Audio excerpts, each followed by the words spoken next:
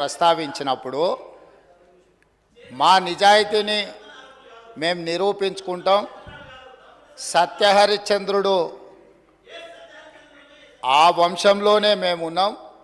సత్యహరిశ్చంద్రుడు తర్వాత మా నాయకుడు చంద్రశేఖర్ రావే సత్యహరిశ్చంద్రుడు అవతారంలో కలియుగంలో జన్మించిండు. కాబట్టి మీరు ఎంక్వైరీకి ఆదేశాలు ఇవ్వండి అని చెప్పి ఆ సభ్యుడే అడిగిండు అధ్యక్ష.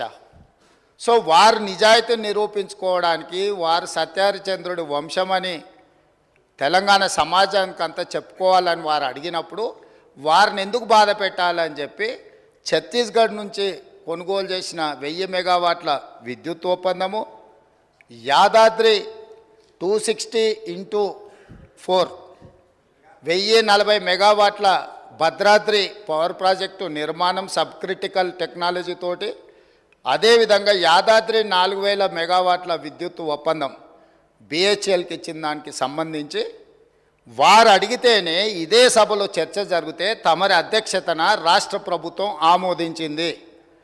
ఎప్పుడైతే మేము ఆమోదించి విచారణకు జ్యుడిషియల్ ఎంక్వైరీ కోసం చీఫ్ జస్టిస్ ఆఫ్ తెలంగాణకు లెటర్ రాస్తే సిట్టింగ్ జడ్జిలను కేటాయించలేం, రిటైర్డ్ జడ్జిలతో మీరు విచారణ చేసుకోండి అని కోర్టు నుంచి మాకు సమాచారం అందిన తర్వాత జస్టిస్ ఎల్ నరసింహారెడ్డి గారిని మేము నియమించినాం అధ్యక్ష. వారు విచారణ క్రొనలాజికల్గా చేసుకుంటూ సంబంధిత శాఖ మంత్రికి ఆనాడు సంబంధిత ఆనాటి ముఖ్యమంత్రికి మీరందరూ కూడా మీరు నిజాయితీ పరులు సత్యహరిశ్చంద్రులు అన్నారు కదా, కమిషన్ దగ్గరకు వచ్చి మీ వివరాలు ఇవ్వండి అని అడిగినారు అధ్యక్ష. అంటే ఒక కమిషన్ వేసిన తర్వాత కమిషన్ విచారణ చేసేటప్పుడు కమిషన్ సమన్ చేసినప్పుడు బాధ్యత గల పౌరుడిగా ప్రజాప్రతినిధిగా అక్కడికి వెళ్ళి తమ వాదనను ఇక్కడ ఏదైతే వాదన వినిపించాలనుకున్నారో ఆ విచారణ కమిషన్ ముందర వెళ్ళి వీరు వాదనను వినిపించి ఉంటే నిజంగానే వాళ్ళ నిజాయితీ అంతా బయటకు వచ్చి ఉండేది కదా అధ్యక్ష. అక్కడికి వెళ్ళకుండా ఆ కమిషనే వద్దు, ఆ వ్యక్తే వద్దు, ఇవన్నీ వద్దని వాళ్ళే కోర్టుకు వెళ్ళిండ్రు. హైకోర్టు వాళ్ళ వాదనను తిరస్కరించింది. సుప్రీంకోర్టుకు వెళ్ళిండ్రు. సుప్రీంకోర్టు ఏమన్నది, విచారణ కొనసాగించాల్సిందే, విచారణని మీరు క్వాష్ చేయమని అడిగిన అది కుదరదు, కాకపోతే మీకు అభ్యంతరం వల్ల ఆ కమిషన్ చైర్మన్గా వ్యవహరిస్తున్న వ్యక్తి పట్ల మీకు ఏమైనా అభ్యంతరాలు ఉంటే వ్యక్తిని మారుస్తున్నాము అని చెప్పి సుప్రీంకోర్టు మార్చడానికి ప్రభుత్వాన్ని కూడా అడిగింది. మీ ఆలోచన ఏందని? మాకేం ఆలోచన లేదు, ఏ వ్యక్తిని వేసినా సరే విచారణ జరగాలన్నదే ప్రభుత్వం ఆలోచన. ఖచ్చితంగా మా కోర్టు అడిగితే మేము మంచిది మారుస్తాము అని చెప్పి ఒప్పుకున్నాము. వారు కోరుకుంటున్నారు కాబట్టి ఈరోజు సాయంత్రానికల్లా ఎవరిని వేయాలో ఆ విచారణ కమిషన్కు కొత్త చైర్మన్ కూడా ఈరోజు సాయంత్రం నియమిస్తాం అధ్యక్ష. ఇక రెండవ పాయింట్, వాళ్ళేదో తెలంగాణకు విద్యుత్ వెలుగులు తెచ్చినట్టు, తద్వారా తెలంగాణ అంతా దగదగ మెరిసిపోతున్నట్టు ఇంకెంతకాలం ఊదరగొడతారు అధ్యక్ష. ఈ తెలంగాణ రాష్ట్రం ఉమ్మడి రాష్ట్రంలో హైదరాబాద్ నగరంలో పెట్టుబడులు తీసుకురావాలని, ఈ పెట్టుబడుల ద్వారా ఈ ఆనాటి ఉమ్మడి రాష్ట్రానికి ఆదాయం పెరగాలని చంద్రబాబు నాయుడు గారు ముఖ్యమంత్రిగా ఉన్నప్పుడు 24 గంటల విద్యుత్తు ఇవ్వాలి ఈ ప్రాంతంలో అని ఒక నిర్ణయం తీసుకున్నారు. డాక్టర్ వైఎస్ రాజశేఖర రెడ్డి గారు వచ్చిన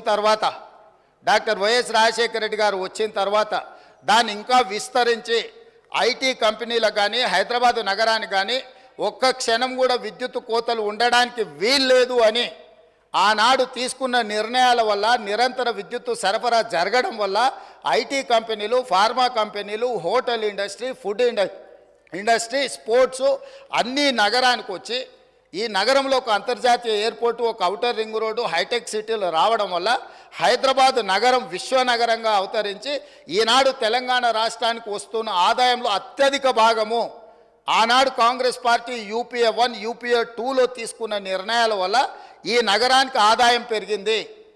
కానీ రాష్ట్ర విభజన జరిగినప్పుడు విభజన నియమావళి ప్రకారం ఆస్తులు, అప్పులు జనాభా దామాష ప్రకారం పంచుకోవడానికి చట్టంలో అవకాశం ఉంది అధ్యక్ష.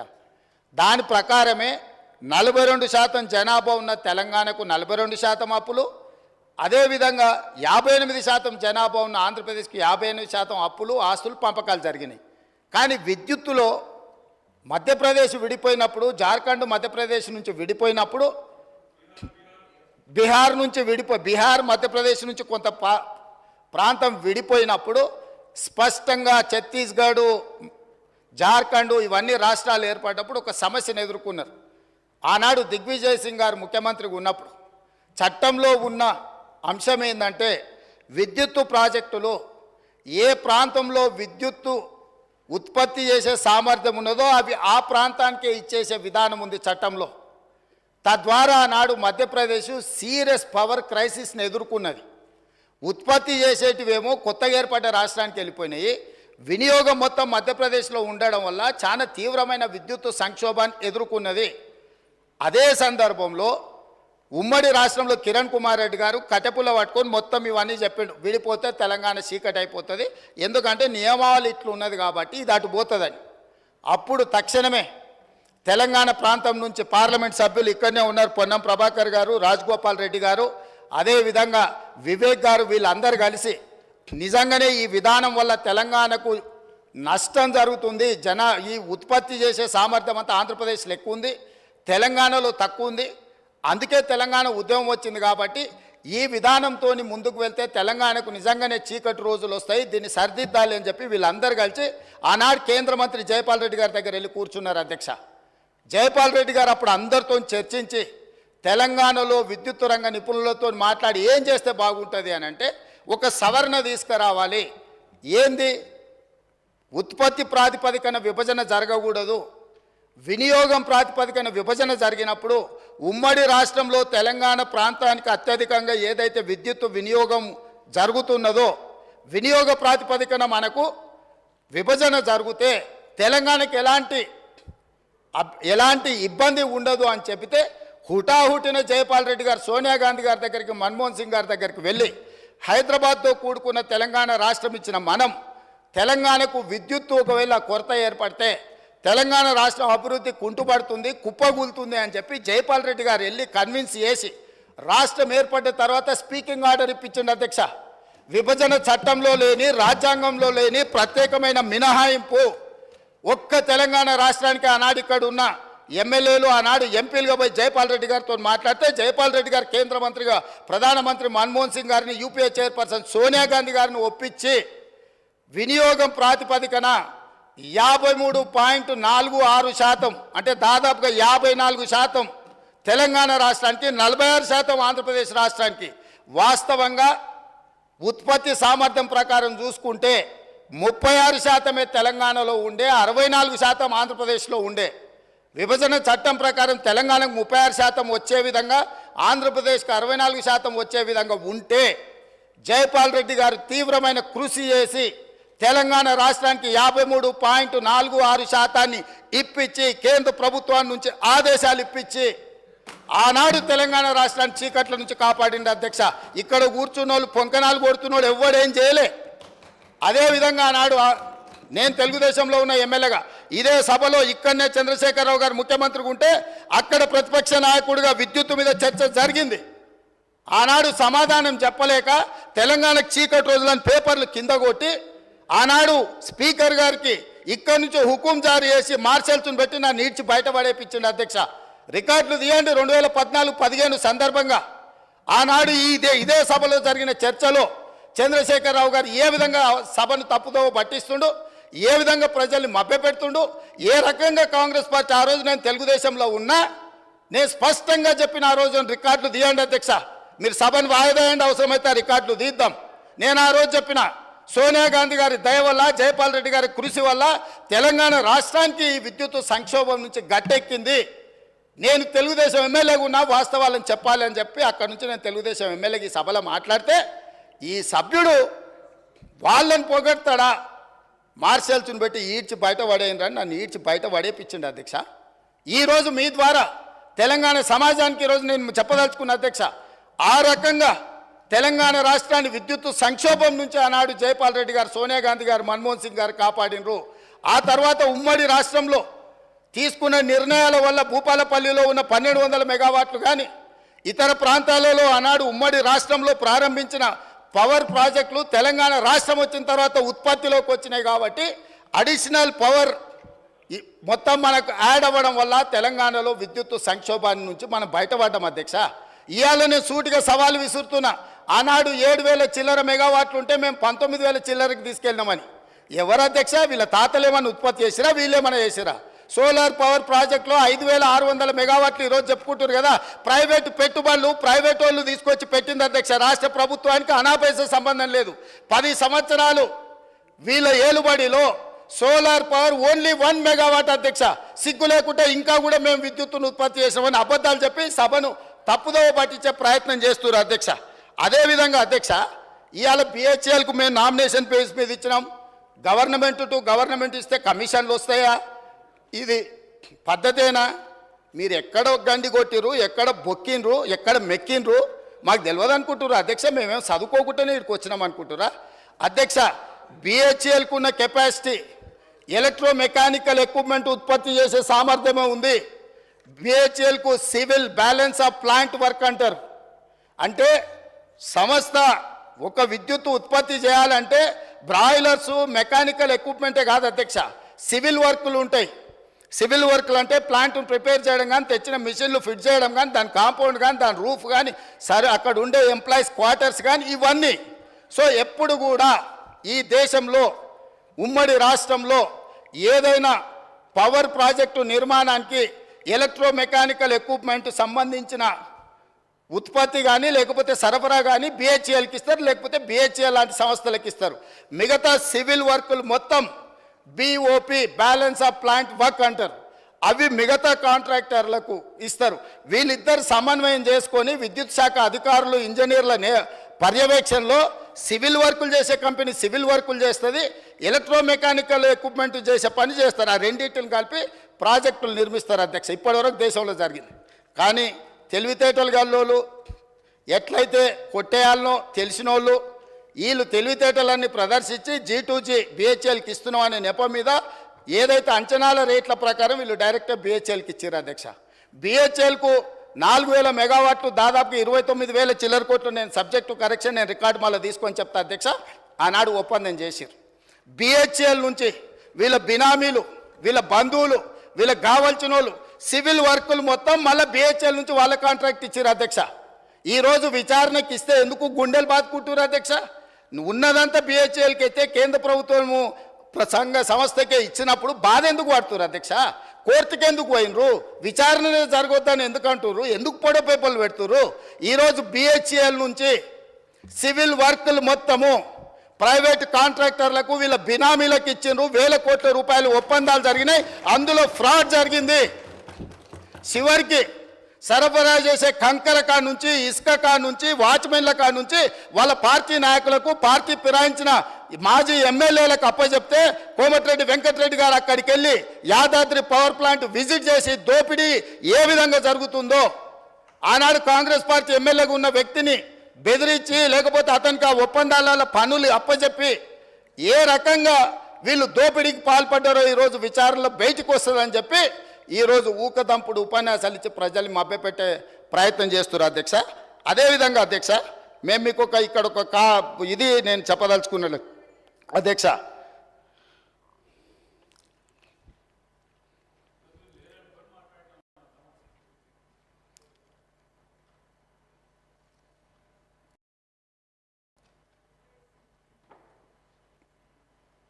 $2,400 మెగావాట్ల పవర్ ప్రాజెక్ట్ టెండర్ పిలిస్తే BHEL Korean company, BHEL company, ఇంకొక కంపెనీ టెండర్లో పార్టిసిపేట్ చేసింది అధ్యక్ష. జార్ఖండ్లో 18% లెస్. సేమ్ తెలంగాణలో ఏ తారీఖు నాడైతే అంచనా రేట్లకు తెలంగాణ ప్రభుత్వం బిహెచ్ఎల్కు కాంట్రాక్ట్ ఇచ్చిందో సేమ్ సమయంలో నేను తారీఖు కూడా మీకు చెప్తా అధ్యక్ష. 2017 అధ్యక్ష, జూలై 18, 2017 సేమ్ సందర్భంలో జార్ఖండ్ ప్రభుత్వము క్లియర్గా 2,400 మెగావాట్ల విద్యుత్తు ఉత్పత్తి చేసే టెండర్ పిలిస్తే, సూపర్ క్రిటికల్ టెండర్ మీద వాళ్ళు టెండర్ పిలిస్తే బిహెచ్ఎల్, దుసాన్ అనే కొరియన్ కంపెనీ, ఎల్ఎన్టీ కంపెనీ 3 టెండర్ల కాంపిటీషన్లో పాల్గొన్నాయి అధ్యక్ష. ఇదే బిహెచ్ఎల్ 18% లెస్ కోట్ చేసి ఆ వర్క్ తీసుకున్నది అధ్యక్ష. ఈరోజు టెండర్ జరిగితే బిహెచ్ఎల్ కాంపిటీట్ చేసి జార్ఖండ్ రాష్ట్రంలో 18% లెస్లా సూపర్ క్రిటికల్ 2400 మెగావాట్ల పవర్ ప్రాజెక్టు టెండర్ అక్కడ తగ్గించుకుంటే ఇక్కడ రేట్లకు వీళ్ళు ఒప్పందం చేశారు. అంటే 18% లెస్లో తెలంగాణలో వర్కులు చేయడానికి అవకాశం ఉన్న పవర్ ప్రాజెక్టును 4000 మెగావాట్ల విద్యుత్ పవర్ ప్రాజెక్టును బిహెచ్ఎల్కి అప్పచెప్పి ఏం చెప్పిండ్రు అధ్యక్ష? ఆ రోజు 2.5 సంవత్సరాలలో తెలంగాణలో విద్యుత్ ఉత్పత్తి చేసేది ఉన్నది కాబట్టి మేము బిహెచ్ఎల్కి ఇచ్చినామన్నారు. 9 ఏళ్ళు అయింది అధ్యక్ష టెండర్ ఇచ్చి. 9 ఏళ్ళైనా ఇంతవరకు ఉత్పత్తి మొదలు కాలేదు అధ్యక్ష. ఆనాడు 7 కోట్లకు పర్ మెగావాట్ విద్యుత్ ఉత్పత్తి చేస్తామని ఒప్పందం చేస్తే ఇవాళ 10 కోట్ల రూపాయలకు పెరిగింది అధ్యక్ష అంచనా. కొన్ని వేల కోట్ల రూపాయల కుంభకోణం జరిగింది. కుంభకోణానికి కారణం అక్కడ మాట్లాడేటైనా వాళ్ళ గురువు గారు దోపిడీకి ఏ విధంగా మొత్తం రాష్ట్రాన్ని జొర్రేయచ్చో, ఏ విధంగా దోసుకోవచ్చో వీళ్ళు చేసిన ప్రయత్నాలను అది ఛత్తీస్గఢ్ నుంచి పవర్ పర్చేజ్ అగ్రిమెంట్లో జరిగిందేంది, యాదాద్రి భద్రాద్రిలో సబ్ క్రిటికల్ టెక్నాలజీ గుజరాత్కు సంబంధించిన ఇండియా బుల్ అనే కంపెనీ సబ్ క్రిటికల్ టెక్నాలజీతోని 1000 మెగావాట్స్కు పర్చేజ్ అగ్రిమెంట్ ఇచ్చింది అధ్యక్ష బిహెచ్ఎల్కు. ఆ తర్వాత 2011లో కేంద్ర ప్రభుత్వం ఒక యాక్ట్ తీసుకొచ్చింది పార్లమెంటులో అమెండ్ చేసి 2013 సంవత్సరం లోపల దేశంలో ఉన్న అన్ని సబ్ క్రిటికల్ టెక్నాలజీ పవర్ ప్రాజెక్టులను అన్నిటిని కూడా సూపర్ క్రిటికల్కు మార్చుకోవాలి. కొత్తగా నిర్మాణం చేయబోయే ప్రాజెక్టులు కూడా super critical technology. Sub critical technology అంటే నేను సింపుల్గా చెప్పదలుచుకున్నా అధ్యక్ష, సబ్ క్రిటికల్లో నువ్వు బొగ్గు పోసి ఉత్పత్తి చేస్తే బూడిద బొచ్చడు వస్తుంది, విద్యుత్ తక్కువ వస్తుంది అధ్యక్ష, కాలుష్యం ఎక్కువ వస్తుంది అధ్యక్ష. సో కాలుష్యాన్ని నియంత్రించడానికి, విద్యుత్ ఉత్పత్తి సామర్థ్యాన్ని పెంచడానికి, బూడిదను తగ్గించడానికి ఆ కాలం జల్లిన సబ్ క్రిటికల్ టెక్నాలజీని ఆపేసి సూపర్ క్రిటికల్లో బూడిద తక్కువ, విద్యుత్ ఎక్కువ, కాలుష్యం నియంత్రించవచ్చు అని సూపర్ క్రిటికల్కి వెళ్ళమని మన్మోహన్ సింగ్ గారు కేంద్ర ప్రభుత్వం చట్టం తీసుకొచ్చింది. చట్టం తీసుకొచ్చి కట్ ఆఫ్ డేట్ కూడా ఇచ్చింది. 2011లో చట్టాన్ని చేసినప్పుడు 2013 ఆఖరి వరకు ఇవన్నీ కూడా మార్చాలి కొత్తయని. ఈ పీరియడ్లో ఇండియా బుల్స్ అనే గుజరాత్ కంపెనీ బిహెచ్ఎల్కి పర్చేజ్ ఆర్డర్ ఇచ్చి కొనుగోలు చేసినాక యాక్ట్ మారింది. యాక్ట్ మారినాక వాళ్ళు అక్కడ ప్రారంభించలేకపోయారు, అది అక్కడ ఉండిపోయింది. వాళ్ళు వెనక్కి వెళ్ళి బిహెచ్ఎల్ను మేము కట్టిన పైసలు మాకు వాపస్ ఇవ్వండి అని అడిగారు. అప్పుడు బిహెచ్ఎల్ ఏమన్నది, మీరు పర్చేజ్ ఆర్డర్ ఇచ్చిండ్రు, మేము ఆల్రెడీ మిషన్లు తయారు చేసి ఆడ పెట్టినాం, ఇప్పుడు మీ డబ్బులు మీకు వెనక్కి ఇవ్వడానికి లేదు, మిగతా బ్యాలెన్స్ కూడా మాకు కట్టాల్సిందని వాళ్ళు అన్నారు. అప్పుడు బిహెచ్ఎల్ని ఏం చేయాలంటే ఎవడైనా తలమాసినోడు, ఎవడైనా రాష్ట్రాన్ని దిగమింగటోడు దొరికితే వా బక్రాగాన్ని తీసుకొచ్చి మాకు అప్పచెప్పు, ఆ బక్రాగాన్ని ఎత్తి మీద ఇవన్నీ పెడతాం, నువ్వు నీ పైసలు తీసుకొని పోని. అప్పుడు ఆ బక్రా ఎవరైనా అంటే అక్కడ మాట్లాడటాయన అయిండు. కమిషన్ల కక్కుర్తిపడి ఇండియా బుల్ నుంచి 1000 కోట్లు మెక్కి కాలం జల్లిన సబ్ క్రిటికల్ టెక్నాలజీని బిహెచ్ఎల్ నుంచి మేము కొనుగోలు చేస్తామని వీళ్ళు వెళ్ళి ఒప్పందాలు చేసుకున్నాక వీళ్ళు పేమెంట్లు బిహెచ్ఎల్ చేస్తే బిహెచ్ఎల్ ఇండియా బుల్స్ గుజరాత్ కంపెనీకి పైసలు వాపసు ఇచ్చింది అధ్యక్ష. అంటే ఇండియా బుల్స్కు వీళ్ళకు మధ్యలో జరిగిన ఒప్పందం, జరిగిన అవినీతి లావాదేవీలు, చీకటి వ్యాపారాలు, దాంట్లో భాగంగానే ఇండియా బుల్స్ కంపెనీని బెయిల్ అవుట్ చేయడానికి వీళ్ళు బిహెచ్ఎల్ దగ్గరకు పోయి కాలం జల్లిన టెక్నాలజీని నామినేషన్ బేసిస్ మీద బిహెచ్ఎల్కి ఇచ్చి తెచ్చిండ్రు అధ్యక్ష. ఎన్ని నెలలలో వీళ్ళు కంప్లీట్ చేస్తాం, రెడీగా ఎక్విప్మెంట్ రెడీగా ఉంటే 2 ఏళ్ళు 18 నెలల్లో పూర్తి చేస్తాం అన్నట్టున్నారు అధ్యక్ష. ఒకసారి ఆ రికార్డు కూడా మళ్ళీ ఇస్తా. ఆ రోజు అన్నాడు ఇక్కడి నుంచే మేము అర్జెంటుగా తెలంగాణలో విద్యుత్ కోతల్ని నివారించడానికి ఈ సబ్ క్రిటికల్ టెక్నాలజీని కూడా మేము తీసుకున్నాం, అవసరమైతే ఎన్ని వేల కోట్లు ఖర్చు అయినా తెలంగాణకు మేము విద్యుత్ ఇవ్వదలుచుకున్నాం అని చెప్పి ఇచ్చిండు అధ్యక్ష.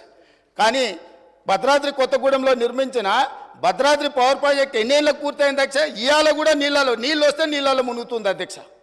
కట్టాల్సింది ఎక్కడ కట్టాలనో అక్కడ కట్టలే, తీసుకోవాల్సిన అనుమతులు తీసుకోలే, పర్యావరణ అనుమతులు తీసుకోకపోవడం వల్ల ఎన్జీటీ 16 మంది అధికారులను ప్రాసిక్యూట్ చేయమని ఆర్డర్ ఇచ్చింది అధ్యక్ష.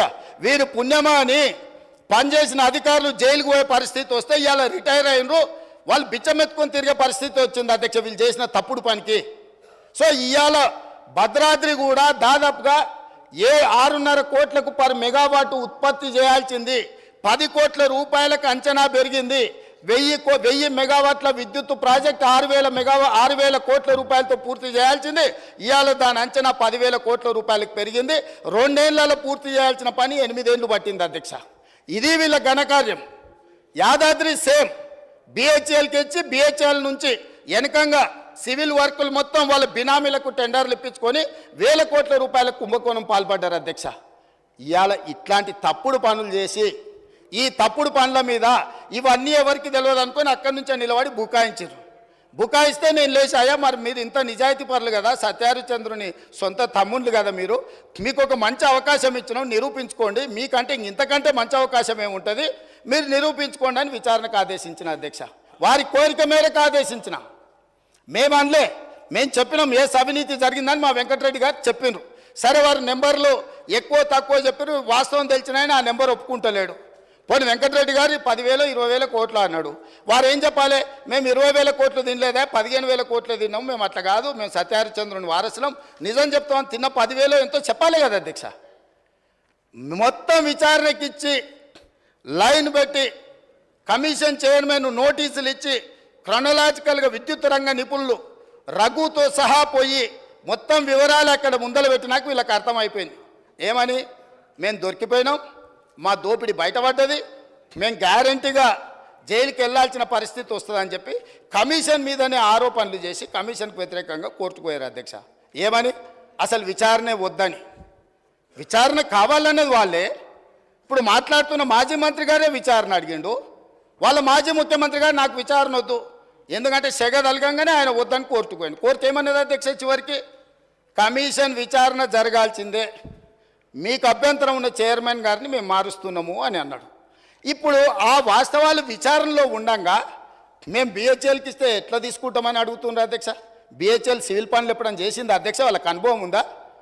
BHEL heavy electrical limited company అధ్యక్ష, ఎలక్ట్రికల్ మెకానికల్ ఎక్విప్మెంట్ మాత్రమే వాళ్ళు తయారు చేస్తారు, వాళ్ళు సివిల్ పనులు చేయరు. ఎప్పుడు కూడా ఏ పవర్ ప్రాజెక్ట్ కూడా బీఓపీ అంటారు. నేను మళ్ళీ చెప్తున్నా అధ్యక్ష, balance of plant work, civil వర్క్లు మొత్తం టెండర్లు పిలుస్తారు. వీళ్ళ తెలివితేటలంతా ఇక్కడనే ప్రదర్శించారు అధ్యక్ష. మొత్తం గంపగుత్తగా బిహెచ్ఎల్కి ఇచ్చారు, బిహెచ్ఎల్ నుంచి మళ్ళీ టెండర్లు పిలిచేసి యాజ్ ఇట్ ఈజ్ ఎస్టిమేటెడ్ రేట్లతోని 18% లెస్సులో కాంపిటీషన్ చేసిన బిహెచ్ఎల్కు అంచనా రేట్లకు ఇచ్చారు. ఇవాళ 40,000 కోట్లు అయింది అధ్యక్ష. 40,000 కోట్ల మీద 18% అంటే ఎంత పోయినట్టు అధ్యక్ష? దాదాపుగా 8,000 కోట్లు 9,000 కోట్ల రూపాయలు ఇవాళ తెలంగాణ రాష్ట్రానికి విద్యుత్ శాఖకు ఇవాళ నష్టం వచ్చింది. ఎవరు బాధ్యత తీసుకోవాలి అధ్యక్ష? దీనికి దోపిడీ చేసిన వాళ్ళు కాకపోతే ఎవరు తీసుకుంటారు అధ్యక్ష? ఇవాళ తెలంగాణకు చీకట్లు లేవు అంటే ఆనాడు సోనియా గాంధీ గారు, మన్మోహన్ సింగ్ గారు మనకు 53.46% ఇచ్చిండ్రు. ఆంధ్రప్రదేశ్లో రాజు కేసు వేస్తామంటే ఇవాళ ఆయన లేడు, దయాకర్రావు గారు. నేను దయాకర్రావు గారు వెళ్ళి ఆ రోజు చంద్రబాబు నాయుడు గారికి, మీరు ఒకవేళ తెలంగాణకు అదనంగా ఇచ్చిన విద్యుత్తు మీద మీరు కోర్టులో కేసేసి తెలంగాణకి ఏదైనా నష్టం జరిగితే ఇది తీవ్రంగా పార్టీకి నష్టం జరుగుతుంది, మీ కేసు వేయడానికి వీల్లేదు అని చెప్పి ఆనాడు మేము అందరం కలిసిపోయి ఆంధ్రప్రదేశ్ ముఖ్యమంత్రిని మీరు కేసు వేయడానికే వీల్లేదని కొట్లాడి ఆపించింది మేము అధ్యక్ష. ఆయన ఏందో ఆయన గురువు, ఈయన గురువు, ఆయన గురువులకు పంగనామాలు పెట్టే లక్షణం మీది.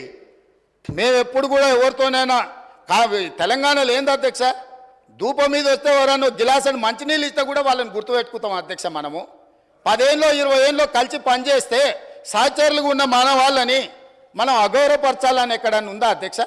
వాళ్ళకంటే తిన్నింటి వాసాలు లెక్కబెట్టే లక్షణం ఉంది, నాకు అట్లాంటి లక్షణం లేదు అధ్యక్ష. నేను మిత్రులను మిత్రులాగానే చూస్తా, సహచరులను సహచరులలాగా చూస్తా, పెద్దవాళ్ళని గౌరవించే సంస్కారం మా తల్లిదండ్రులు మాకు నేర్పినరు. మీలాగా ఎవరు అవకాశాలు ఇస్తే ఏ ఇంట్లో మీకు భోజనం పెడితే ఆ ఇంటి వాసాలే లెక్క పెట్టి ఆ ఇంటికే నిప్పు పెట్టే ఆలోచన మీకుంటుంది అధ్యక్ష. అది మీ లక్షణం, మీ బ్లడ్లు ఉంది, మీ డిఎన్ఏనే అది. ఎవరు నమ్మితే వాళ్ళను మోసం చేసే లక్షణం ఇది. కాబట్టి మళ్ళొక్కసారి ఏదైనా మీరు అంశాల ప్రాతిపదికన మాట్లాడుండ్రి, వివరాల మీద ఈరోజు సగం రాత్రి కానీ చర్చిద్దాం, అన్ని రికార్డులు తీసుకొని వస్తా అధ్యక్ష. నేను మొత్తం రికార్డులు సభలో పెడదాం. తప్పు విలువ పట్టించే విధంగా, తప్పుడు ఆరోపణలు చేసే విధంగా మాట్లాడితే ఎవరు చూసుకుంటూ ఊరుకోరు. మీ వాదన ఏందో కమిషన్ ముందలు చెప్పండి. ఇవాళ సాయంత్రానికల్లా కోరుకున్నారు కదా మీ నిజాయితీ, ఇవాళ సాయంత్రానికల్లా మీకు కమిషన్ చైర్మన్ నియమిస్తాం. మా ఉప ముఖ్యమంత్రి గారు అనుమతితో సాయంత్రానికంతా కొత్త చైర్మన్ కూడా అపాయింట్ చేపిస్తా అధ్యక్ష. నిన్న మన అసెంబ్లీ సమావేశాలలో ఉండి నిర్ణయం తీసుకోలేదు, ఎట్లాగో వారు గుర్తు చేసారు, విచారణకు కొత్త చైర్మన్ నియమిస్తా అధ్యక్ష.